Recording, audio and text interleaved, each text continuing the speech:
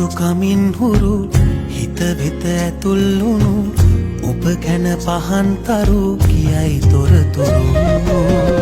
ගමනේ විඩානි වූ දුටුවන් වශී කෙරු ඔබ පිළිමයක් බඳු ගනින් ඔබ දැමූ පොළොවේ පතුල් තැබූ රුසිරි නරඹා